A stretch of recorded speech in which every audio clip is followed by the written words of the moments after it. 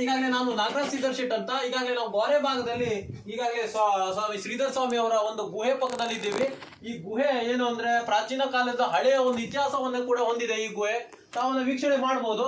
ಈ ಒಂದು ಗುಹೆ ಒಳಗೆ ಏನು ಶ್ರೀಧರ ಸ್ವಾಮಿ ಅವರು ಎಲ್ಲ ದೇವರನ್ನ ಒಲಿಸುವಂಥದ್ದಾಗಿರ್ಬೋದು, ಮತ್ತೆ ಇಲ್ಲಿ ತಪಸ್ಸು ಮಾಡುವಂಥದ್ದಾಗಿರ್ಬೋದು. ಮತ್ತೆ ಈ ಗುಹೆ ಒಳಗೆ 7 ವರ್ಷಗಳ ಕಾಲ ಅವರು ತಪಸ್ಸನ್ನು ಮಾಡಿದ್ರಂತೆ, ನಾವು ಕೇಳ್ಪಟ್ಟಿದ್ದೀವಿ. 7 ವರ್ಷಗಳ ಕಾಲ ತಪಸ್ಸನ್ನು ಮಾಡಿ ದೇವರನ್ನ ಒಲಿದುಕೊಂಡಿದ್ರು. ಮತ್ತೇನಂದ್ರೆ ಅವರಿಗೆ ಏನಾಗ್ತದೆ ಅಂದ್ರೆ ಹುತ್ತ ಮೈಯಲ್ಲೆಲ್ಲ ಹುತ್ತ ಕಟ್ಕೊಂಡಿತ್ತಂತೆ. ಆ ಸಮಯದಲ್ಲಿ ಹುತ್ತ ಕಟ್ಕೊಂಡಾಗ ಕೂಡ ಅವರು ಒಂದು ನಾಲಿಗೆಯಲ್ಲಿ ಒಂದು ಎಳ್ಳನ್ನು ಇಟ್ಟುಕೊಂಡು ತಪಸ್ಸು ಕೂತಿದ್ರಂತೆ. ಆ ಸಮಯದಲ್ಲಿ ಎಳ್ಳನ್ನು ಇಟ್ಟುಕೊಂಡು ತಪಸ್ಸು ಕೂತವಾಗ ಸಕ್ರಿಯವಾಗಿ 7 ವರ್ಷಗಳ ಕಾಲ ಅವರು ತಪಸ್ಸು ಮಾಡಿ ದೇವರನ್ನ ಒಲಿದುಕೊಂಡು ನಂತರದಲ್ಲಿ ಅವರು ಎಲ್ಲಾ ತರದ ಒಂದು ಗಿಳಿ ಆಗಿರ್ಬೋದು, ಎಲ್ಲ ಪಕ್ಷಿಗಳ ಆಕಾರವನ್ನು ಪಡೆದುಕೊಂಡು ಎಲ್ಲಾ ರೂಪದ ಪ್ರಾಣಿಯ ರೂಪ ಎಲ್ಲ ಪಡೆದುಕೊಂಡು ಬೇರೆ ಬೇರೆ ಕಡೆಗೆ ತಿರುಗಾಟವನ್ನ ಮಾಡ್ತಿದ್ರಂತೆ. ಅವರು ನೈಜ ದರ್ಶನವನ್ನ ಇಲ್ಲಿ ಮಾತ್ರ ಕೊಡ್ತಾ ಇದ್ರು, ಬಾಕಿ ಕಡೆಗೆಲ್ಲ ದರ್ಶನವನ್ನು ಕೊಡೋದಿದ್ರೆ ಯಾವ್ದು ಪ್ರಾಣಿ ರೂಪದಲ್ಲಿ ಆಗಿರ್ಬೋದು, ಪಕ್ಷಿ ರೂಪದಲ್ಲೆಲ್ಲ ಹೋಗಿ ಬರ್ತಾ ಇದ್ರಂತೆ. ಅವರು ಅಷ್ಟು ಪ್ರಭಾವಶಾಲಿ ಆಗಿದ್ದಂತ ನಮ್ಮ ಏನು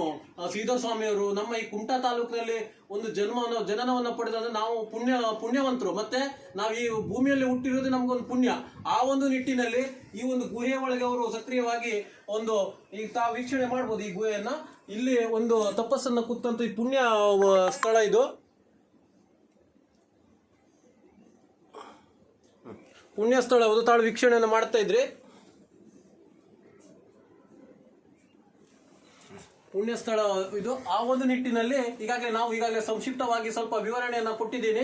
ಹೆಚ್ಚಿನ ವಿವರಣೆಯನ್ನ ನಾವು ತಿಳಿದ ಮಟ್ಟಿಗೆ ನಾವು ವಿವರಣೆಯನ್ನ ಕೊಟ್ಟಿದ್ದೀವಿ ಶ್ರೀಧರ ಸ್ವಾಮಿ ಅವರ ಬಗ್ಗೆ. ನಮಗೆ ತಂದೆ ನಮ್ಮ ಪೂರ್ವಜರು ಹೇಳ್ತಿದ್ರು, ಈಗ ಅವರು ಒಂದು ಎಳ್ಳನ್ನ ಇಟ್ಕೊಂಡು ನಾಲಿಗೆಯಲ್ಲಿ ಇಟ್ಕೊಂಡು ತಪಸ್ಸು ಕೂತಿದ್ರು 7 ವರ್ಷಗಳ ಕಾಲ. ಮತ್ತೆ ನಂತರ ಅವ್ರ ಮೈ ಮೇಲೆಲ್ಲ ಹುತ್ತ ಎಲ್ಲ ಬೆಳೆದಿತ್ತು.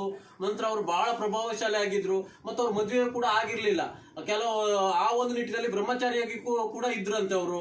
ಅದೆಲ್ಲ ನಮ್ಮ ಪೂರ್ವಜರು ನಮ್ಗೆ ಕೊಟ್ಟಂತ ಮಾಹಿತಿ ಮೇರೆಗೆ ನಾವೊಂದು ನಿಮ್ಗೆ ಒಂದು 4 ಮಾತನ್ನ ಹೇಳ್ತಾ ಇದ್ದೀನಿ, ಸಂಕ್ಷಿಪ್ತವಾಗಿ ಮುಗಿಸ್ತಾ ಇದ್ದೀನಿ.